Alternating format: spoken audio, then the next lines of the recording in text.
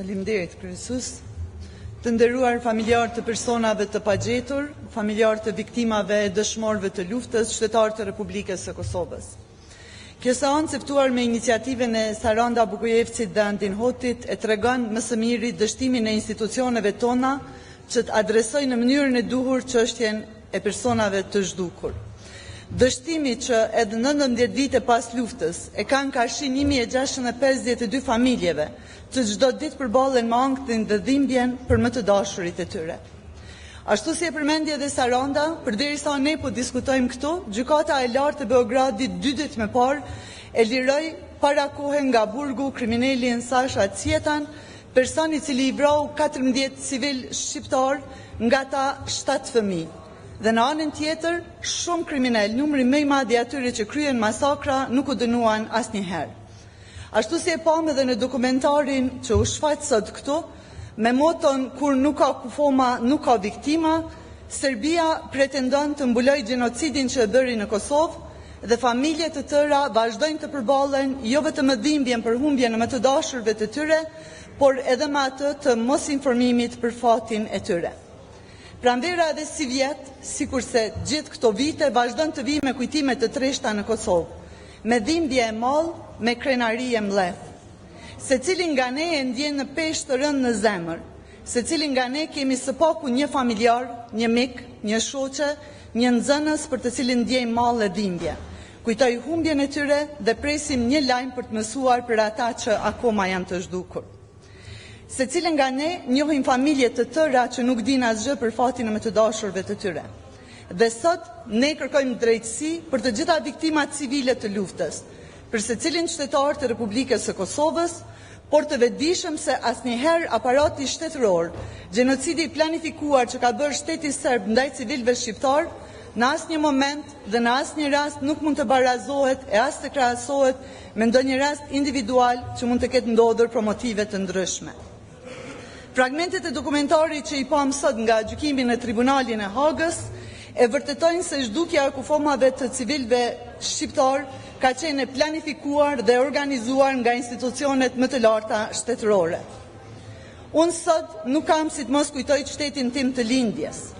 Në Gjakov kjo dhimbje shumë fishohet e të ngulfat. Si qyteti më i dëmtuar gjatë luftës sipas të dhënave të Fondit për të drejtën humanitare, me më së shumti humbje në njerëz, 1022 civil shqiptar dhe 306 detenue ushtar të UÇK-s janë vrarë gjatë luftës së fundit në komunën e Gjakovës. E pam në dokumentar nënën Përdonia. I pam nënat, gratë e motra gjakovare që kanë kujtimet për më të dashurit e tyre dhe një kërkesë të vetme të dinë se ku janë ata. Shoqja ime Tri nga Vesa ishte vetëm 30 vjeçare kur u ekzekutua dhe u dëgj bashkë me 5 fëmijët e saj. Civil shqiptar, fëmijë nga 2 vjeç deri në 70 vjeç, 20 martirë u ekzekutuan vetëm në familjen Vesa në natën e 2 prillit 1990. Sigurisht se e keni dëgjuar rrëfimin e Drencakës, i mbietuari i vetëm në këtë masakër. Në atë kohë Dreni ishte 10 vjeçar dhe kujton se kur u largua nga shtëpia që paramilitarët i kishin dhënë flakën, pasi ekzekutuan të gjithë të pranishmit, motra e tij më e vogël ishte akoma e gjallë. Por Dreni, i cili shpëtoi, nuk mund ta ndihmonte dot. Nuk mund ta merrte me vete se ishte edhe vetë i plagosur. Familja Çerkezi e Vesa janë vetëm 2 familje nga shumë familjet në Kosovë që përjetuan tmerret më të rënda gjatë viteve 1998-99. Nuk mund t'i përmendi me emra sepse janë shumë. Familje që pan tmerrin me sy. Familje ku paramilitarët serb u hynë në shtëpitë e tyre, i kidnapuan ose i ekzekutuan para syve të më të dashurve të tyre. Sot në meje të Gjakovës janë shënuar aktivitete për të përkujtuar masakrën që ndodhi aty. U ekzekutuan të gjithë meshkujt nga mosha 15 deri në 60 vjeç. 377 meshkuj shqiptar. Pothuajse se cilën ditë e muaj të pranverës, në Gjakov ka aktivitete përkujtuese. Familjet e qytetarëve shkojnë tek njëri tjetri.